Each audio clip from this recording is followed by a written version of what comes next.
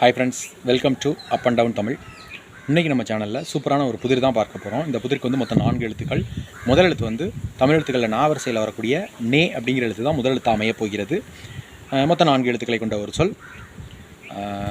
மேலும் சில குறிப்புகளை பார்க்கறதுக்கு முன்பாக மறக்காமல் நம்ம channel up and down Tamil சேனலில் சப்ஸ்கிரைப் பண்ணிக்கோங்க.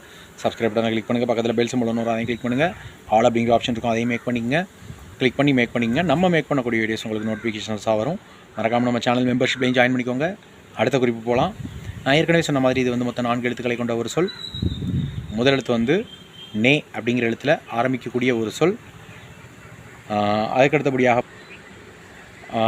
அடுத்த குறிப்பு, இது வந்து பார்த்திங்கன்னா ஆங்கிலத்தில் வந்து ஃபயர் அப்படின்னு சொல்லுவோம் இல்லையா, அதனுடைய தமிழ் சொல் அப்படின்னு கூட சொல்லலாம். மொத்தம் 4 எழுத்துக்களை கொண்ட ஒரு சொல். முதல் எழுத்து நே அப்படிங்கிற எழுத்தில் ஆரம்பிக்கக்கூடிய ஒரு சொல் தான் அது.